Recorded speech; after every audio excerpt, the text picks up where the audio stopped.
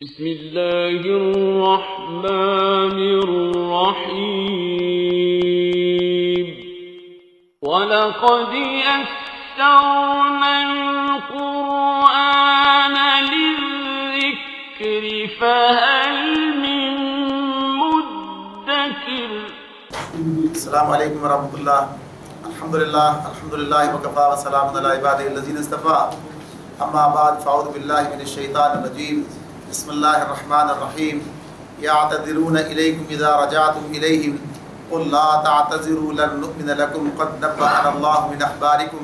وسیر اللہ عملکم ورسولہ ثم تردون الی عالم الغیب والشہادۃ فینبئکم بما کنتم تعملون۔ سورہ توبہ کی آیت 94۔ غزوہ تبوک سے واپسی کا سفر ہے اور نبی اکرم صلی اللہ علیہ وآلہ وسلم پر یہ آیات حاصل ہو رہی ہیں، اور جو منافقین پیچھے رہ گئے ان کے بارے میں اللہ تعالیٰ یہ آیات نازل کر رہے ہیں، بتا رہے ہیں کہ ان کے ساتھ اب کیا طرز عمل اختیار کیا جائے گا۔ تو اس میں بتایا جا رہا ہے، اس آیات کا ترجمہ ہے کہ تم جب پلٹ کر ان کے پاس پہنچو گے تو یہ طرح طرح کے عذرات پیش کریں گے، مگر تم صاف کہہ دینا کہ بہانے نہ کرو، ہم تمہاری کسی بات کا اعتبار نہ کریں گے، اللہ نے ہم کو تمہارے حالات بتا دیے ہیں، اب اللہ اور اس کا رسول تمہارے طرز عمل کو دیکھے گا، پھر تم اسی کی طرف پلٹائے جاؤ گے۔ جو کھلے اور چھپے کا حال جاننے والا ہے وہ تمہیں بتا دے گا کہ تم کیا کچھ کرتے رہے ہو۔ یعنی یہ پہلے کچھ تو انہوں نے آ کے بہانے بنائے تھے اور اجازتیں لی تھی، کچھ لوگ بغیر اس کے رہ گئے تھے، تو اب ظاہر سی بات ہے پہلے تو ان کا یہ خیال تھا کہ جا رہے ہیں پلٹ کر آنا نصیب بھی ہوگا کہ نہیں ہوگا، یعنی ان کا خیال تو یہ تھا کہ شاید پلٹ کر ہی نہ آ سکے یہ لوگ، لہٰذا مسئلہ ہی کوئی نہیں ہوگا۔ اب تو یہ پتہ چلا کہ یہ تو پلٹ کر بھی آ رہے ہیں اور فتح یاب ہو کے بھی آ رہے ہیں، اب تو معاملہ ہی کچھ اور ہے۔ اب کیا کیا جائے؟ وہ کہیے کہ ساری جو تمنائیں اور ان کے اندازے اور آرزویں سب کی سب ختم ہو گئی، اب صورتحال کیا کیا جائے؟ اب کیسے اپنے آپ کو ان لوگوں میں شامل کریں، کیسے اپنے اخلاص کا یقین دلائیں، پھر اپنا کھویا ہوا مقام واپس حاصل کریں کہ بھئی یہ تو معاملہ یہ ہوا کہ جو لوگ گئے وہ گئے، اب ہم تو پیچھے رہ گئے تھے۔ تو آئیں گے اور آ کر طرح طرح کے عذرات تراشیں گے اور کہیں گے کہ ہم تو چاہتے تھے کہ تم ہم جائیں لیکن کیا کریں، مجبوری اور ایسا اور ویسا۔ تو یہ گویا یہ مقصد ہے ان کا اس معاملے میں کہ اب یہ حالات تبدیل ہو گئے اور اب اس صورتحال کے اندر انہیں ایک ایسی کیفیت کا سامنا ہے کہ یہ پیچھے رہ جانے والے ہیں، تو آ کر یہ سارے بہانے کریں گے۔ تو اللہ تعالیٰ فرما رہے ہیں کہ صاف صاف ان سے کہہ دینا کہ اب تمہاری بات کا اعتبار نہیں کیا جا سکتا۔ یہ تو جا رہے تھے، اس وقت موقع تھا، اس وقت کوئی بات کرنے کا کوئی حاصل نہیں تھا، اب معاملہ ختم ہو گیا، اب صورتحال تبدیل ہو چکی ہے اور اللہ نے وہ جو مشکل تھی اس سے بھی نکال کے سرخرو کر دیا ہے، لہٰذا اب جو ہے یہ تم پر جو اب آخری زد کا معاملہ آ گیا ہے، یہ معاملہ اب تمہارے ساتھ کیا جائے گا۔ تو کہہ دیا کہ اللہ کے پاس تمہارا معاملہ ہے، ہاں تمہارا طرز عمل اب دیکھا جائے گا، اگر تم اپنے آپ کو، اگر تمہیں واقعی اپنی طرز عمل پر کوئی شرمندگی ہے، کوئی ندامت ہے، آئندہ کا طرز عمل ٹھیک کر لو گے تو سب کے سامنے آئے گا، وہ اصل تو اللہ دیکھنے والا ہے، سامنے آ جائے گا، اب دیکھا جائے گا تم کیا کرتے ہو، یعنی آئندہ کے تمہارے طرز عمل کو دیکھا جائے گا۔ تو کرنا تو انہیں اب بھی کچھ نہیں تھا، بس یہی تھا کہ جھوٹے باتیں بنا کے پھر اپنے کھویا مقام حاصل کریں، تو ایسا نہیں ہوگا۔ آگے فرمایا سَيَحْلِفُونَ بِاللَّهِ لَكُمْ إِذَا انقَلَبْتُمْ إِلَيْهِمْ لِتُعْرِضُوا عَنْهُمْ فَأَعْرِضُوا عَنْهُمْ إِنَّهُمْ رِجْسٌ وَمَأْوَاهُمْ جَهَنَّمُ جَزَاءً بِمَا كَانُوا يَكْسِبُونَ۔ تمہاری واپسی پر یہ تمہارے سامنے قسمیں کھائیں گے تاکہ تم ان سے صرف نظر کرو، تو بے شک تم ان سے صرف نظر ہی کر لو، کیونکہ یہ گندگی ہے اور ان کا اصلی مقام جہنم ہے جو ان کی کمائی کے بدلے میں انہیں نصیب ہوگی۔ صرف نظر سے مراد کیا ہے یہاں پر؟ یعنی فعارضو اعراض کرنا، اعراض کا ترجمہ کیا صرف نظر، یعنی نظر انداز کر دینا، نظر انداز کر دینا، چھوڑ دینا۔ تو یہ ان کا مقصد یہی ہے کہ یہ آ کر سارے بانے کیوں، تاکہ ان سے کوئی پوچھ گچھ نہ کی جائے، کوئی ان پر گرفت نہ کی جائے، ہم سے کوئی نظر انداز کر دیا جائے۔ تو اللہ تعالیٰ فرماتے ہیں بس ٹھیک ہے، ان سے انہیں نظر انداز ہی کر دو اب، یعنی یہ کسی کام کے لوگ ہی نہیں رہے۔ ایک تو ہوتا ہے کہ چلو ٹھیک ہے وقت اور موقع کی بات ہے، یہ فی الحال کچھ نہیں کہا سنا، کہا نہیں بس اب انہیں آپ نظر انداز ہی کر دیں، ان کو چھوڑ دیں۔ کیوں؟ وجہ کیا بتائی؟ انہم رجس، رجس کیا ہے؟ گندگی، ایسی گندگی سے انسان کو کراہیت آتی ہے، تو کہا کہ یہ گندگی ہے اور اب ان کا ٹھکانہ تو جہنم ہی ہے، اب ان سے کوئی خیر کی توقع باقی نہیں رہی ہے۔ اور یہ کیا وجہ کیا ہے، کیوں ایسا ہے؟ جزاء بما كانوا يكسبون، ساتھ ساتھ اللہ بار بار یہ بات بتاتے ہیں کہ یہ ان کے اپنے اعمال کی جزا ہے، یہ ان کے اپنی کمائی کا بدلہ ہے۔ ایسا نہیں کہ اللہ نے کسی کے ساتھ کوئی معاملہ کر دیا کسی کے ساتھ کوئی، تو یہ کیا جزاء بما کانوا یکسبون، یہ ان کی کمائی کا بدلہ ہے جو انہیں ملے گا جہنم کی صورت میں۔ یحلفون لکم لترضوا عنہم فإن ترضوا عنہم فإن اللہ لا یرضی عن القوم الفاسقین، یہ تمہارے سامنے قسمیں کھائیں گے تاکہ تم ان سے راضی ہو جاؤ، حالانکہ اگر تم ان سے راضی ہو بھی گئے تو اللہ ہرگز ایسے فاسق لوگوں سے راضی نہ ہوگا۔ بہت واضح طور پر اللہ تعالیٰ یہ بات بیان کر رہے ہیں، اصل معاملہ تو اللہ کے ساتھ ہے، اصل تو معاملہ وہاں پر ہونا ہے، جنت جہنم تو اس کے اختیار کی بات ہے، اور اصل وفاداری بھی اسی کے ساتھ ہے، یعنی ایمان تو اسی پر لاتا ہے انسان۔ تو اب اگر دنیا میں رسول اکرم صلی اللہ علیہ وسلم موجود تھے، یعنی اس اعتبار سے گویا کہیے کہ بہانے بنا کر اور اس طریقے سے انہیں راضی کرنے کی کوشش کی جائے، اور چلو اگر کر بھی لیا، فرض کیجئے کہ دھوکہ دینے کی کوشش کی اور گویا کہیے کہ آپ کو اپنے جھوٹے اور اپنے ایسی گویا کہیے کہ پرفریب باتوں سے آپ کو اس طرح مائل کر بھی لیا تو کوئی فرق نہیں پڑے گا، اس لیے کہ اللہ کو تو حال معلوم ہے، اللہ کو تو ان کے دل کا حال معلوم ہے کہ ہاں یہ اصل بات کیا ہے ان کی، تو اللہ تو کبھی ایسے لوگوں سے راضی نہیں ہوگا۔ تو یہ بات اصل بات کیا ہے کہ اللہ کو راضی کرنے کے لیے انسان کو اپنے اندر اخلاص پیدا کرنا ہوگا، یعنی جیسے یہ بات کہی ہے پھر منافقون میں بات آئے گی، یہ منافق آتے ہیں اور آپ سے کہتے ہیں کہ آپ اللہ کے رسول ہیں، آپ سے اگر کہتے ہیں کہ آپ اللہ کے رسول ہیں تو آپ یہ بات تو بالکل ٹھیک ہے کہ آپ اللہ کے رسول ہیں، لیکن یہ منافق جھوٹے ہیں، یعنی یہ وہ بات کہہ رہے ہیں جو ان کے دل میں نہیں ہے، یعنی اگر دل سے اللہ کا رسول مان لیں پھر نفاق کا کیا سوال پیدا ہوتا ہے؟ اگر دل سے مان لیں، دل سے مان لیا تو دل سے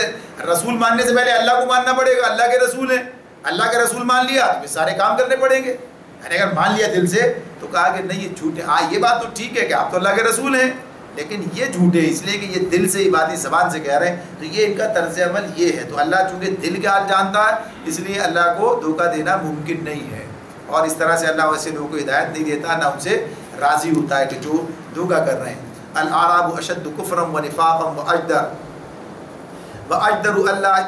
الا يعلم حدود ما انزل الله على رسوله والله علیم حکیم۔ ومن الاعراب من يتخذ ما ينفق مغرما ويتربص بكم الدوائر عليهم دائرة السوء والله السميع العليم۔ یہ بدوی عرب کفر و نفاق میں زیادہ سخت ہیں، اور ان کے معاملے میں اس امر کی امکانات زیادہ ہیں کہ اس دین کی حدود سے ناواقف رہیں جو اللہ نے اپنے رسول پر نازل کیا ہے۔ اللہ سب کو جانتا ہے اور حکیم و دانا ہے۔ ان بدویوں میں ایسے لوگ موجود ہیں جو اللہ کے راستے میں کچھ خرچ کرتے ہیں تو اسے اپنے اوپر زبردستی کی چٹی سمجھتے ہیں، اور تمہارے حق میں زمانے کی گردشوں کا انتظار کر رہے ہیں کہ تم کسی چکر میں یعنی ایسا معاملہ حالات خراب ہو تو یہ اپنی گردن سے اس نظام کی اطاعت قلادہ اتار کر پھینک دیں، اس میں تم نے انہیں کس دیا ہے، حالانکہ بدی کا چکر خود انہی پر مسلط ہے اور اللہ سب کچھ سنتا اور جانتا ہے۔ تو ابھی بات کی تھی ہم نے پیچھے بدوی عربوں کے معاملے میں کہ ان کا معاملہ کیا تھا، ان کا مسئلہ یہی تھا کہ یہ جو ہے اخلاص ان کے اندر پیدا نہیں ہوا تھا، ایمان کو انہوں نے اخلاص کی بنیاد پر اختیار نہیں کیا تھا، بلکہ جس طرح کہتے ہیں کہ بڑھتے چڑھتے معاملے کو دیکھ کر یہ بھی اس کے ساتھ میں شامل ہو چلے تھے۔ انہوں نے کہا ہم بھی اس کے ساتھ رہیں تاکہ مفادات حاصل ہوتے رہیں، ورنہ ان کے ساتھ نہیں ہوں گے تو مد مقابل آنا پڑے گا۔ تو اس اعتبار سے ان کا معاملہ سارا کیا تھا کہ یہ قبول اسلام کی حیثیت ان کی یہ ایمان کی بنیاد پر نہیں تھی، اعتقاد کی بنیاد پر نہیں تھی، بلکہ محض مصلحت اور پالیسی، مسئلے سے جو کہتے ہیں نا مسئلہ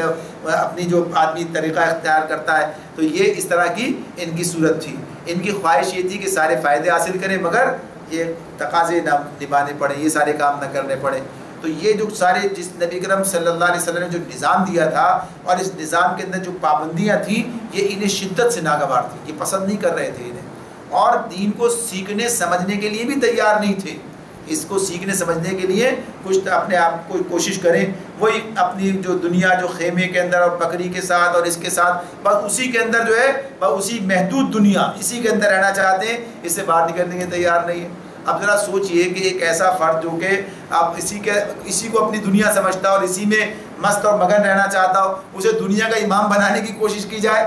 تو ظاہر ہے دنیا کا امام بنانے کے لیے تو بڑی محنت کرنی پڑے گی، بڑی کوششیں، بڑی قربانیوں کا معاملہ ہوگا۔ یہ آدمی اگر پھر یہ بکریوں اور اس سب کو اور چھوٹی محدود خیمے اور یہ گویا کہیے کہ زندگی نخلستان اور بس اسی کو جو اپنی دنیا سمجھا ہے جنہوں نے، تو دنیا تو یہ نہیں ہے، صرف یہ دنیا تو نہیں ہے، بلکہ دنیا تو اس سے آگے نکل کر یعنی یہ اپنی جگہ پر ایک کام ہے، یہ اپنی تمہاری زندگی کا ایک حصہ ہے، لیکن اصل جو ہے وہ سامنے تمہارے ہے۔ تو یہ جو چیز ان کے سامنے رکھی گئی تھی یہ اس کو قبول کرنے کے لیے آمادہ نہیں تھے. اور اب چونکہ ظاہر سی بات ہے کہ اسلام بالادست قوت بن گیا تھا، ریاست بن گئی تھی، لہٰذا اس معاملے میں اب یہ چاہتے تھے یہ جو زبردستی ایک نظام ہے، نظام کے اندر یہ گویا کہ یہ کہ پابند کر دیے گئے تھے. نماز کا نظام بھی ہے، زکوٰۃ کا نظام بھی ہے، عشر کا نظام بھی ہے، اب ان سے ہر سال وصول کیا جائے گا، یہ سارے معاملات بھی ہوں گے. پھر یہ جنگ کا معاملہ آ گیا تو بلایا بھی جائے گا، آؤ چلو راستہ نکلو اس راستے کے اندر. تو یہ بہت سارے یہ سب کے لیے تو تیاری نہیں تھے. یہ کیا مصیبت آ گئی، یہ کیا پریشانی ہے؟ تو کیا اس کے لیے یہ پھر اس سے نکلنے کے چکر میں رہتے، بہانے بازیاں کرتے، اور دل سے کیا چاہتے تھے کوئی یعنی یہ سارا سسٹم ختم ہو، کسی کو یعنی معاذ اللہ ان کے خیال میں کہ یہ جو ہے ان کو شکست ہو تو ہماری جان چھوٹے اس سے. تو یہ تو اللہ تعالیٰ فرماتے ہیں کہ یہ چاہتے ہیں کہ یہ تربص بکم الدوائر، یعنی اس کا انتظار کر رہے ہیں کسی آپ مشکل میں پھنسیں ہم جو ہے نکل کے بھاگ جائیں. تو یہ کیفیت ان کی ہے. وَمِنَ الْأَعْرَابِ مَن يُؤْمِنُ بِاللَّهِ وَالْيَوْمِ الْآخِرِ وَالْيَوْمِ الْآخِرِ وَيَتَّخِذُ مَا يُنْفِقُ قُرُبَاتٍ عِندَ اللَّهِ وَصَلَوَاتِ الرَّسُولِ أَلَا إِنَّهَا قُرْبَةٌ لَهُمْ سَيُدْخِلُهُمُ اللَّهُ فِي رَحْمَتِهِ إِنَّ اللَّهَ غَفُورٌ رَحِيمٌ. اور انہی بدمیوں میں کچھ لوگ ایسے بھی ہیں جو اللہ اور روز آخر پر ایمان رکھتے ہیں، اور جو کچھ خرچ کرتے ہیں اسے اللہ کے ہاں تقرب کا اور رسول کے سے رحمت کی دعائیں لینے کا ذریعہ بناتے ہیں. ہاں ضرور وہ ان کے لیے تقرب کا ذریعہ ہے، اور اللہ ضرور ان کو اپنی رحمت میں داخل کرے گا. یقیناً اللہ درگزر کرنے والا اور رحم فرمانے والا ہے. اب یہ پھر وہی بات آ گئی کہ پورے کے پورے من حیث القوم کوئی خراب نہیں ہوتا ہے.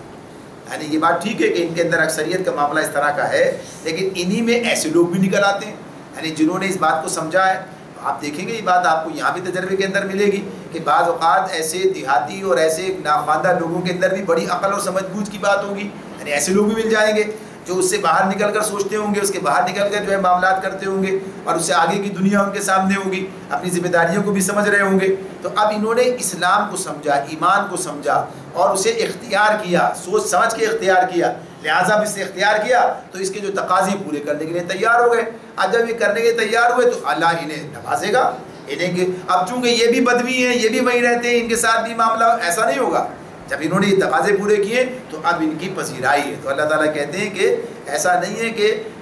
یہ سارے کے سارے ایسے ہی ہیں. اور اسی سے کیا بات نکلتی ہے مزید؟ یہ بات بھی نکلتی ہے کہ اگر وہاں رہتے ہوئے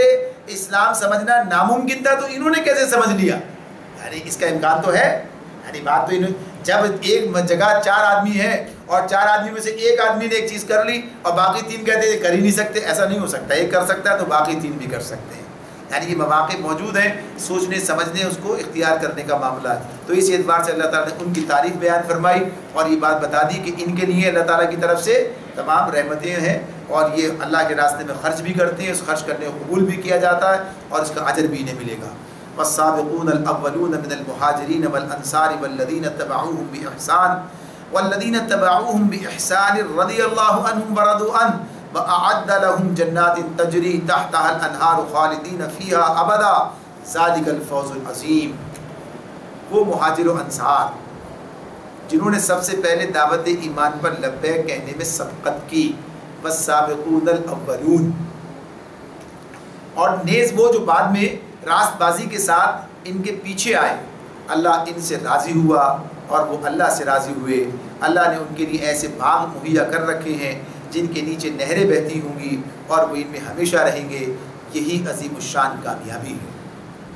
اللہ تعالیٰ نے یہاں پر صحابہ کرام کے درجات کے حوالے سے، ان کے مقام کے حوالے سے بہت واضح بات بیان کی ہے. اور کئی مقامات پر یہ بات آتی ہے کہ جب کہتے ہیں رضی اللہ تعالیٰ عنہ، رضی اللہ عنہ کہتے ہیں انہیں، تو اس اعتبار سے یہی جو بات قرآن میں اللہ نے بیان کی ہے کہ اللہ نے انہیں اپنی رضا کا سرٹیفکیٹ دنیا میں دے دیا.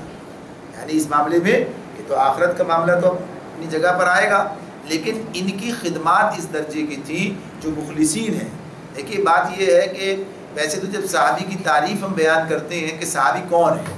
تو صحابی کے بارے میں یہ بات ہے کہ جس نے حالت ایمان میں آپ کو دیکھا اسے صحابی کہا جاتا ہے. یعنی صحابی کی ایک تعریف یہ ہے. لیکن ظاہر سی بات ہے کہ صحابی کی یہ تعریف جو ہمارے سامنے ہے،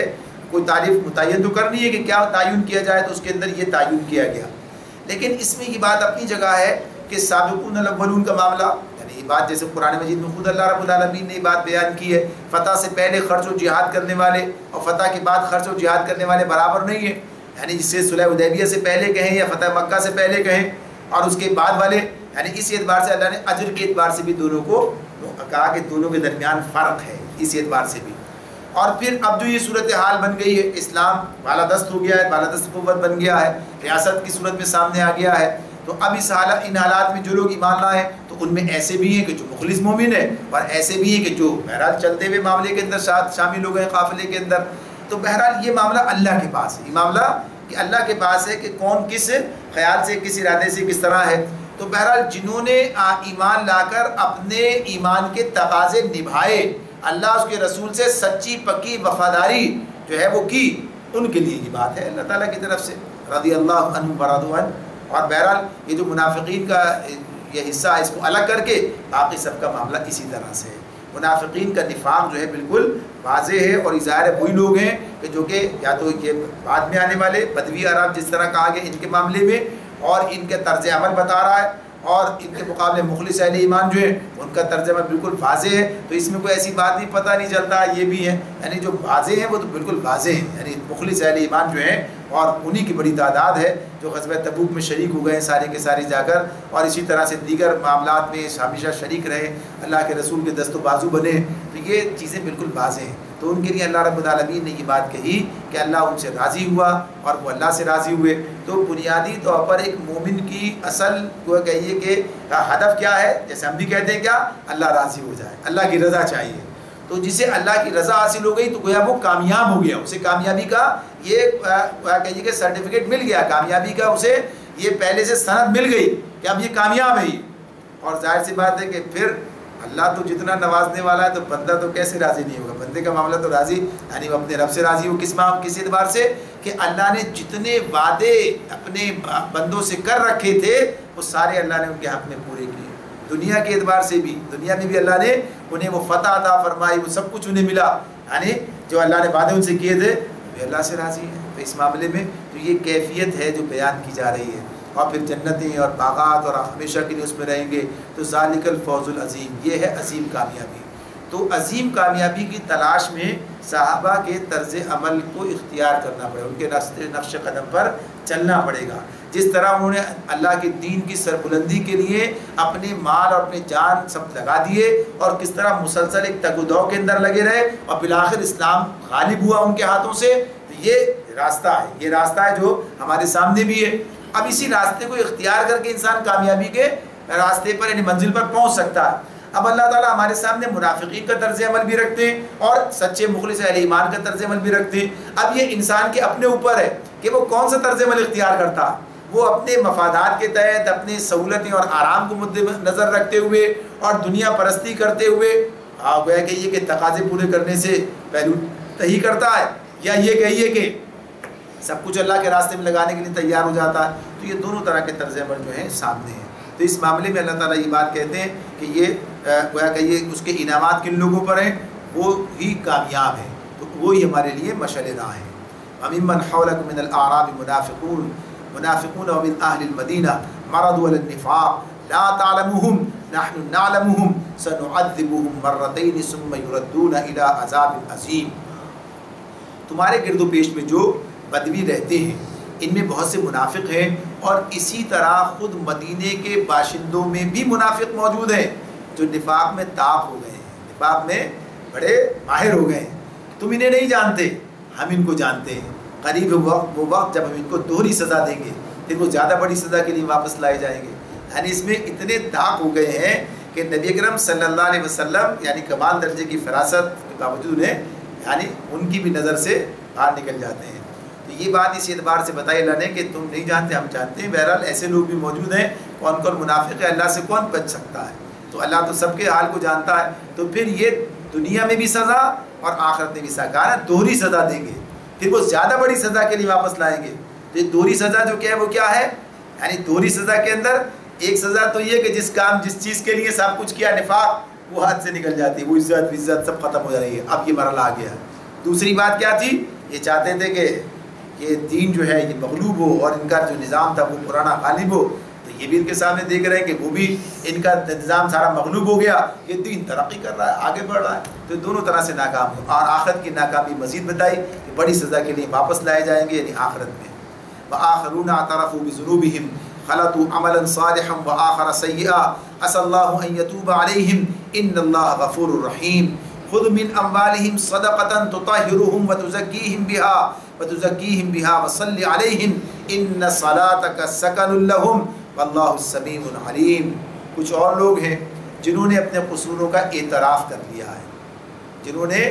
اپنے قصوروں کا اعتراف کر لیا. ان کا عمل مخلوط ہے، کچھ نیک ہے اور کچھ بد.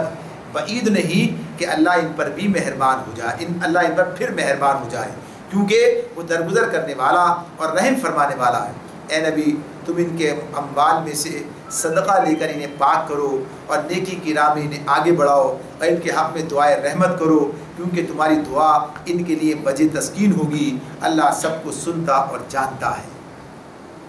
اب یہاں جن لوگوں کا ذکر اس مقام پر کیا جا رہا ہے، جن لوگوں کے بارے میں یہ بات بتائی جا رہی ہے کہ یہ لوگ جو ہیں جنہوں نے اپنے قصوروں کا اعتراف کیا ہے. جیسے آغاز میں بات آئی تھی کہ جو اس موقع پر افراد جن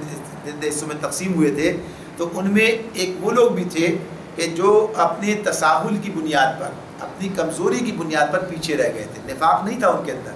مخلص مومن تھے، مگر تساہل کی بنیاد پر اور گویا کہیے کہ اس وقت میں تھوڑی سی اس اعتبار سے کہ اب چلتے ہیں اور جب چلتے ہیں اور اس معاملے کے اندر اس کیفیت کے اندر مبتلا رہتے ہوئے یہ گویا کہ یہ بات وہی تساہلی کی سامنے آتی ہے، اس بنیاد پر پیچھے رہ گئے تھے. تو اب انہوں نے ایسا موقع آ گیا یہ، تو اس کی اور تفصیل بھی آئے گی. یہاں 6 آدمیوں کا قصہ اس مقام پر آ رہا ہے، آگے 3 اور افراد کا قصہ سامنے آئے گا، وہ زیادہ تفصیل سے آئے گا کہ انہیں اللہ تعالیٰ کی طرف سے سزا دی گئی ہے. اور یہ جو 6 افراد ہیں یہ بلال بن مرارہ رضی اللہ تعالیٰ عنہ ہیں. ان کا معاملہ ہے کہ ان کے ساتھ میں ابو لبابہ بن عبد المنذر اور ان کے 6 ساتھی ہیں. ان کا معاملہ سامنے آتا ہے کہ انہوں نے مخلص، یہ بھی مومن ہیں سارے کے سارے، اور ان کا معاملہ اس اعتبار سے ہے کہ یہ بیعت عقبہ کے موقع پر ایمان لائے تھے ابو لبابہ بن عبد المنذر جو ہیں، اور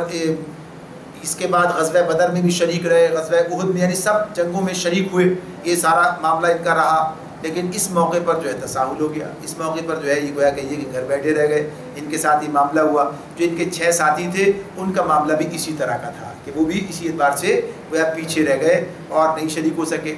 اب ان کے معاملے میں یہ کہ جب انہیں پتہ چلا کہ اللہ رب العالمین اس پر سخت ناراض ہیں، یعنی جو لوگ نہیں گئے ہیں، اور اس قسم کی آیات نازل ہو رہی ہیں اور یہ صورتحال کا انہیں اندازہ ہوا، تو اب انہیں بڑی شرمندگی ہوئی، بڑی ندامت ہوئی انہیں. یہ کیا معاملہ ہو گیا، ایسی غلطی ہم سے سرزد ہو گئی. تو انہوں نے یہ کام کیا کہ از خود اپنے آپ کو مسجد نبوی کے ستونوں سے باندھ لیا،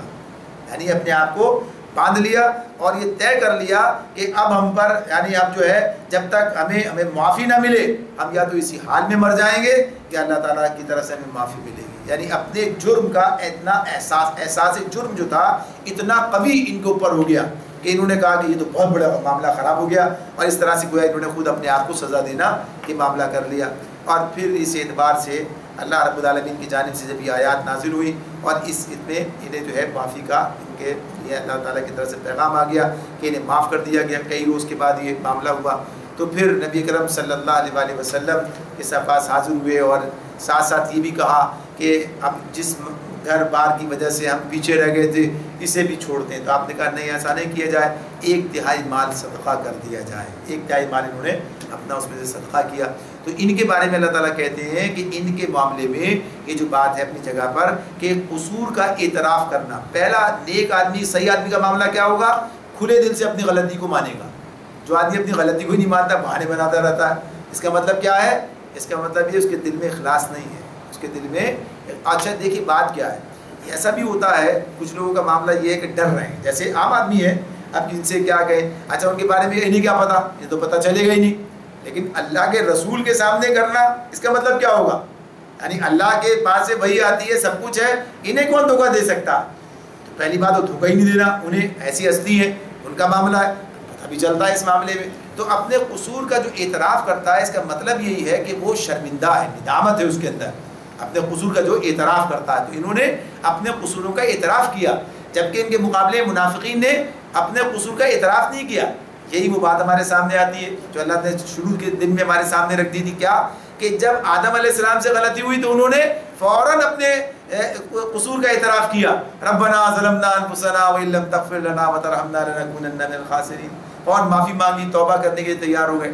یہ بات سامنے آئی۔ اور شیطان نے جب غلطی کی تو اپنے قصور کی معافی نہیں مانگی، تسلیم بھی نہیں کیا غلطی کو اپنی، بلکہ کیا کہا، بلکہ کہا کہ یہ تو میں سے بہتر ہوں، معاملہ ہی غلط ہے، ثواب پہ یعنی بات ہی جو ہے حکم ہی درست نہیں تھا، گویا اس نے معاذ اللہ پر الزام رکھ دیا۔ تو یہ شیطانی طرز عمل ہے یہ، کہ اپنے گناہوں پر پردہ ڈالنا اور ان کو کسی اور کے ذمے لگا دینا یا بہرحال تسلیم نہ کرنا، تو یہ مومن کا طرز عمل ہے۔ کہ یہ بات کیا سامنے آئی، تو اللہ نے جیسے انہیں بھی معاف کیا تھا انہیں بھی معاف کیا، جو کوئی توبہ کرتا ہے اللہ کے حضور تو یہی بات ہے۔ تو اس میں ان سے کیا کہا گیا کہ اللہ ان پر مہربان ہو جائے گا، اور آپ نبی صلی اللہ علیہ وسلم سے کیا کہا جا رہا ہے، تم ان کے اموال میں سے صدقہ لے کر انہیں پاک کرو، تم ان کے اموال میں سے صدقہ لے کر انہیں پاک کرو اور انہیں آگے بڑھاؤ، نیکی کے راہ کے میں آگے بڑھاؤ، ان کے حق میں دعائے رحمت کرو۔ کون لوگ ہیں یہ؟ جن سے غلطی ہوئی ہے، لیکن غلطی کر کے جب اپنی غلطی کو تسلیم کرتا ہے بندہ اور اللہ کے حضور واپس پلٹتا ہے تو اللہ دیکھو کیسی کیسی باتیں کر رہے ہیں اس کے حق میں، کہ اس کے حق میں بات ہو رہی ہے نا۔ نبی صلی اللہ علیہ وسلم سے کہا جا رہا ہے آپ صدقہ لیجئے ان سے، یعنی وصول کیجئے ان سے، پاک کیجئے انہیں، یعنی اس معاملے میں، اور ان کے لیے دعائے رحمت کیجئے، ساتھ ساتھ دعا بھی کیجئے ان کے لیے، تاکہ یہ آپ کی دعا ان کے لیے تسکین کا باعث بنے گی۔ یعنی یہ جب اللہ کے رسول ان کے لیے دعا کر رہے ہیں ظاہر سی بات ہے اس کا مطلب کہ راضی بھی ہو گئے اور ان کی دعا اللہ زیادہ جلدی قبول کرے گا، یہ احساس ہے ان کو۔ تو اس اعتبار سے اللہ تعالیٰ اپنے بندوں کی یہ پذیرائی کر رہے ہیں اس مقام پر۔ پھر آگے فرمایا علم یعلموا ان اللہ هو يقبل التوبۃ عن عباده ويأخذ الصدقات وان اللہ هو التواب الرحیم۔ کیا ان لوگوں کو معلوم نہیں ہے کہ وہ اللہ ہی ہے جو اپنے بندوں کی توبہ قبول کرتا ہے اور ان کی خیرات کو قبولیت عطا فرماتا ہے، اور یہ کہ اللہ بہت معاف کرنے والا اور رحیم ہے۔ وَقُلْ اعْمَلُوا فَسَيَرَى اللَّهُ عَمَلَكُمْ وَرَسُولُهُ وَالْمُؤْمِنُونَ وَسَتُرَدُّونَ إِلَىٰ عَالِمِ الْغَيْبِ وَالشَّهَادَةِ فَيُنَبِّئُكُم بِمَا كُنتُمْ تَعْمَلُونَ۔ پھر مزید کیا کہا؟ مزید یہ کہا کہ اللہ اور اس کا رسول، اور اے نبی ان لوگوں سے یہ بھی کہہ دو کہ تم عمل کرو، اللہ اس کا رسول اور مومنین سب دیکھیں گے کہ تمہارا طرز عمل اب کیا رہتا ہے، یعنی اب تمہارا طرز عمل اب کیا رہتا ہے۔ تو اس معاملے میں یہ بات بالکل واضح ہو کر ہمارے سامنے آتی ہے، بلکہ آیت پوری کریں اور پھر تم اس کی طرف پلٹائے جاؤ گے جو کھلے اور چھپے سب کو جانتا ہے، اور وہ تمہیں بتا دے گا کہ تم کیا کچھ کرتے رہے ہو۔ یعنی یہ بات کہ ٹھیک ہے توبہ کرنے سے اللہ توبہ قبول بھی کرتا ہے اور توبہ کی بات اپنی جگہ، لیکن انسان کا طرز عمل بتاتا ہے کہ واقعی اپنے توبہ میں اپنے یعنی اس میں جو پلٹنا ہے اس میں مخلص ہے یا یہ کوئی اور مقصد ہے اس کا کسی اور حوالے سے۔ تو جھوٹے مدعی ایمان اور گناہ گار مومن، اس کا فرق ہے جو اس مقام پر ہمارے سامنے آ جاتا ہے۔ پیچھے سارے کون تھے؟ جھوٹے مدعی ایمان تھے جن کا ذکر ہوتا رہا، اللہ نے کتنا ان پر تنقید دی، کیا کیا ان کے بارے میں کہا۔ اب یہ کون ہے؟ یہ گناہ سرزد ہو گیا، یعنی غلطی ہو گئی ہے، اس اعتبار سے جو ہے یہ مومن ہے لیکن غلطی ہوئی ہے۔ تو یہاں پر اللہ رب العالمین یہ بتا رہے ہیں کہ یہ ایمان کے ساتھ، یہ ان کے ساتھ کیا اہل ایمان کے ساتھ ان کا خلوص کا معاملہ ہے۔ تو اب ان کا معاملہ کیا ہوا؟ پیچھے سامنے آیا ہمارے، اور آگے بھی ابھی آنے والا ہے کہ منافق مر جائے تو نہ نماز جنازہ پڑھنا ان کے لیے، نہ ان کی دعائیں مغفرت کرنا، اور آگے بات آئے گی ان کے بارے میں کہ نہ ان سے صدقات قبول کرو، نہ ان سے مال قبول کرو، یعنی ان کو رد کر دیا جائے گا۔ یہ سارے معاملات ان کے ساتھ میں کیے جائیں گے۔ اور اب یہ دوسرے اہل ایمان کا معاملہ کیا ہے کہ حالانکہ ان سے بھی غلطی ہوئی ہے مگر انہوں نے اپنی غلطی کو تسلیم کر لیا، اور ساتھ ساتھ کیا ہے اب انہوں نے اپنے اس غلطی کو تسلیم کرنے کے ساتھ اپنے معاملات کی اصلاح بھی کرنے کے لیے تیار ہیں۔ اب اللہ ان کو معاف کرے گا، یعنی ان کو معاف بھی کیا، ان کے صدقات بھی قبول کیے جا رہے ہیں، ان کے لیے دعائیں رحمت کرنے کا بھی نبی صلی اللہ علیہ وسلم سے کہا جا رہا ہے کہ آپ ان کے لیے کریں۔ تو یہ بہرحال فرق ہے جو اس مقام پر ہمارے سامنے آتا ہے۔ تو جو بنیاد ہے، یعنی کس بنیاد پر اس چیز کو الگ الگ کیا جائے گا، اس کو ہمیں اپنے سامنے رکھنا چاہیے، اس لیے کہ اجتماعیت کے اندر یہ چیزیں انسان کے سامنے آتی ہیں۔ بعض اوقات ایسا ہوتا ہے کہ غلطی ہو گئی ہے، آدمی پلٹتا ہے۔ تو اس میں تین بڑی بنیادیں جو اس حوالے سے بیان کی مولانا نے اس مقام پر۔ پہلی بات یہ کہ جو آدمی غلطی کرتا ہے، یعنی گناہ کرتا ہے، گناہ گارانہ کی بات ہے، میں نے مخلص ہے اور وابستہ ہے، وہ غدار نہیں ہے، یعنی غدار اور یہ غلطی کرنے والا بڑا فرق ہے۔ غلطی تو سب کر سکتے ہیں لیکن غداری تو بالکل ہی الگ بات ہے۔ تو منافق جو ہے غدار ہے۔ تو اس معاملے میں تو پہلی فرق کیا ان کا سامنے آتا ہے کہ یہ جو مومن ہے یہ اپنے قصور کے لیے کوئی عذرات اور تعویلات تلاش نہیں کرتا، یہ کھلے دل سے اپنے قصور کو تسلیم کرتا۔ ہاں بھائی مجھ سے غلطی ہوئی ہے، مجھ سے غلطی، یعنی اپنے صاف سیدھی طرح اپنے قصور کو تسلیم کرنا، یہ پہلی بات ہے۔ تو یہ کام نہیں کرتا، سمجھ لیجئے کہ معاملہ گڑبڑ ہے، بات ابھی ٹھیک اس کی طرح معاملہ صحیح نہیں ہوا ہے۔ اس کے بعد پھر دوسری چیز کیا دیکھی جائے گی؟ دوسری چیز کے بارے میں کہا کہ اس کے سابق طرز عمل کو دیکھا جائے گا۔ بھائی یہ بات جو ہے جیسے ان کے بارے میں بات آ رہی ہے، ساری غزوات میں شریک ہوئے ہیں، سارے کام کیے۔ غزوہ بدر کوئی چھوٹا مارکا تھا، یعنی بڑا معاملہ ہے، وہاں بھی کس دشمن سے مقابلہ ہے، پہلی دفعہ میں مقابلہ ہے۔ ابھی تو پتہ ہی نہیں چلا کہ اللہ کی مدد آتی کیسے، ابھی تو اللہ کی مدد کا تجربہ ہو گیا بدر میں، تو یعنی پھر بعد کے معاملات اور ذرا اس طرح کے نہ رہے۔ تو بہرحال یہ بات اپنی جگہ کہ سابقہ طرز عمل کو دیکھا جائے گا کہ ان کا سابقہ طرز عمل کیا ہے، کیا ہمیشہ یہی حرکتیں، یا نہیں ایسا نہیں ہے کہ یہ تو 10 مقام پر صحیح نظر آتے ہیں، ایک آدھ مقام پر کوئی کوتاہی نظر آ رہی ہے، تو ٹھیک ہے، سمجھ میں آ رہا ہے یہ آدمی عملاً جو ہے عادی مجرم نہیں ہے،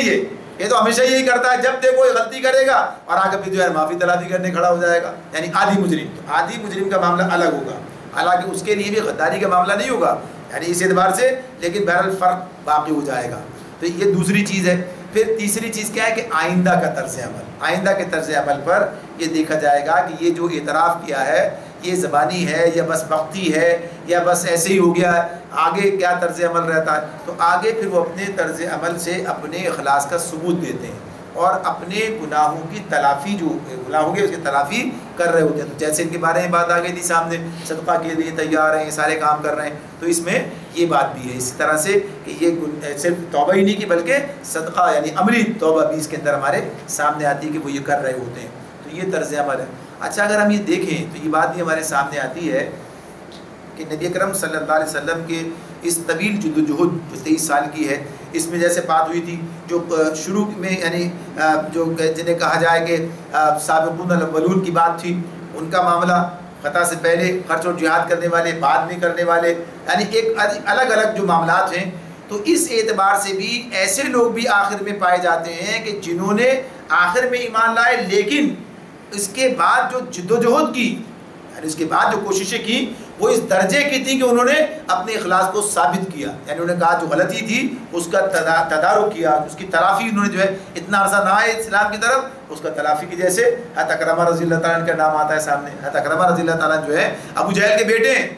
یعنی یہ صورتحال ہے، لیکن جب ایمان لائے تو ایمان لانے کے بعد بھی پوری زندگی جہاد کے اندر صرف کر دی، یعنی پوری زندگی اپنی اس کے اندر لگا دی، بھائی اسی کام میں لگ گئے کہ بس یہی کام کرنا ہے، یہی معاملہ ہے۔ اسی طرح سے وہ سہیل بن عمر اور دیگر کا واقعہ آتا ہے، جب عمر رضی اللہ تعالیٰ سے صاحب مجلس میں معاملہ ہوا تھا تو آپ نے انہیں کہہ دیا تھا یہ روم کی طرح، ان سرحدوں کی طرف اشارہ کیا تھا، وہاں جا کر اپنے ایمان کا اخلاص جو ہے آگے بڑھانا پڑے گا، مقام حاصل کرنا پڑے گا، ورنہ ٹھیک ہے ایمان تو ہے اپنی جگہ پر، مگر اس درجے تک آنے کے لیے قربانیاں درکار ہیں، اب آپ کو بھی قربانیاں دینی ہوں گی۔ تو اس اعتبار سے قربانی دینے والے اور جنہیں اس کا موقع نہیں ملا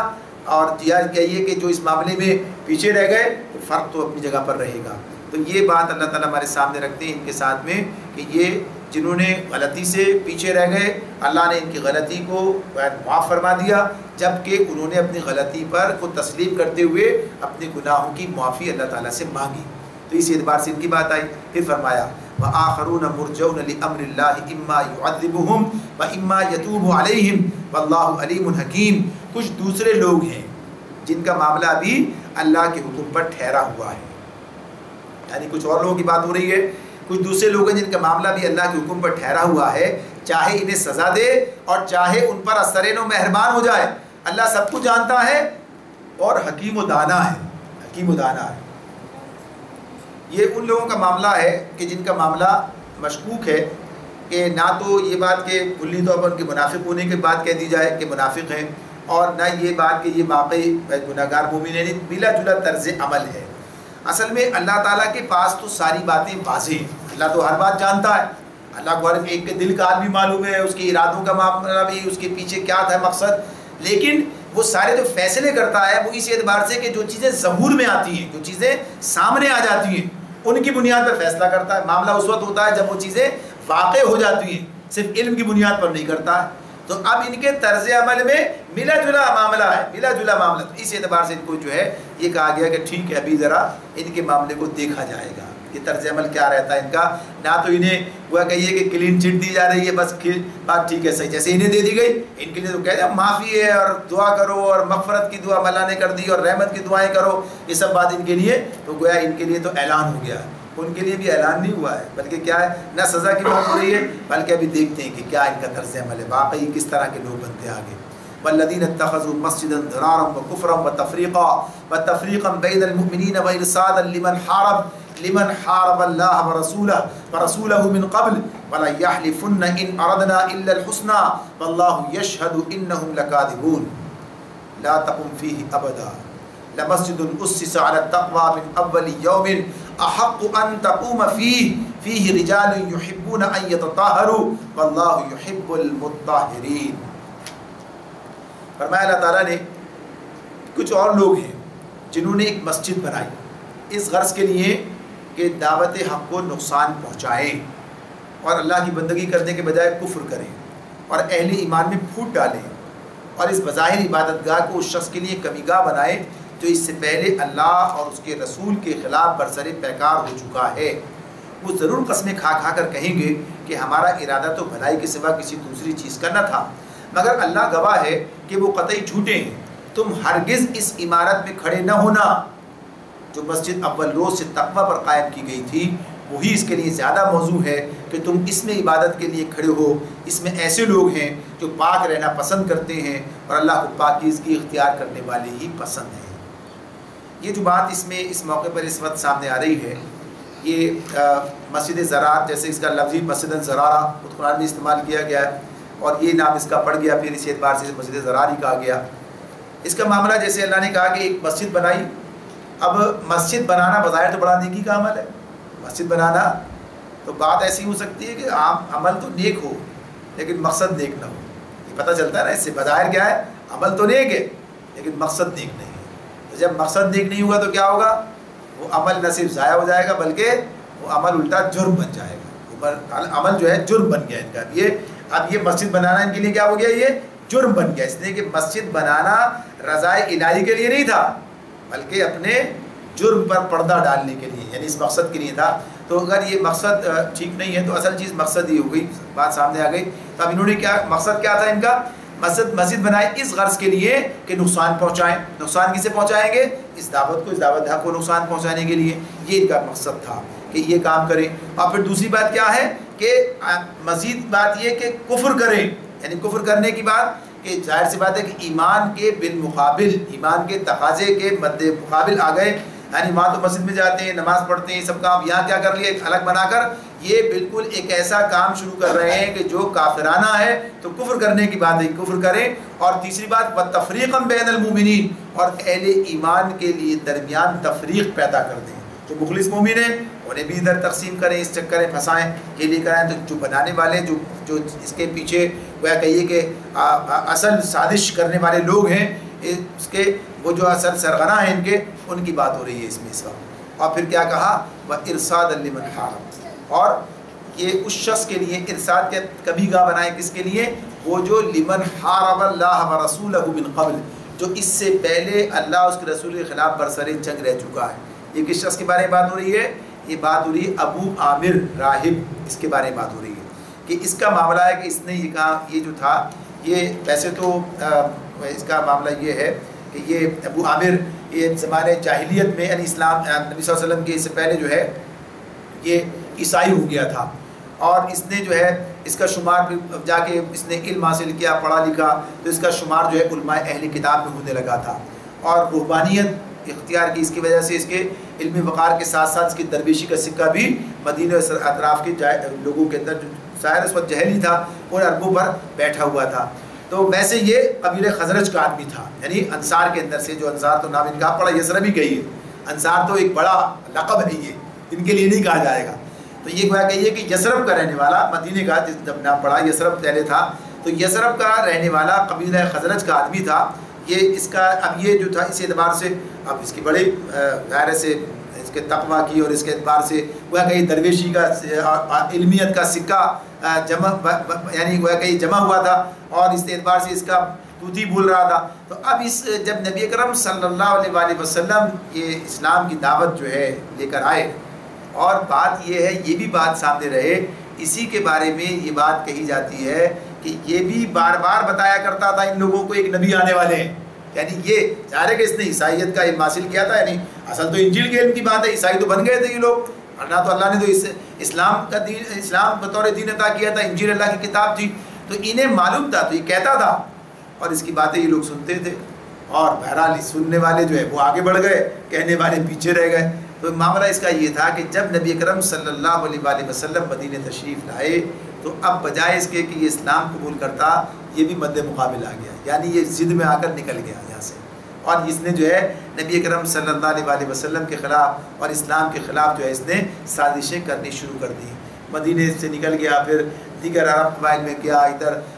اس کے اسلام کے خلاف تبلیغ کرنا، اسلام کے خلاف جو ہے گویا کہیے کہ فضا بنانا، جنگوں کے لیے تیار کرنا، مستقل ایک ایسا فرد کے طور پر یہ سامنے آتا ہے۔ اچھا، اس کا معاملہ ظاہر سی بات ہے کہ سازشی آدمی تھا، تو اس سازشی آدمی کا تعلق جو ہے مدینے کے اندر رہنے والے منافقین کے ساتھ بھی تھا، یعنی انہی میں ایک آدمی تھا یہ، تو منافقین کے ساتھ اس کا تعلق تھا۔ اب یہ ظاہر ہے کہ ان کی تمام سازشوں اور تمام اس سب کے باوجود اللہ نے اسلام کو بالادستی فتح عطا فرما دی، یہاں تک کہ مکہ فتح ہو گیا۔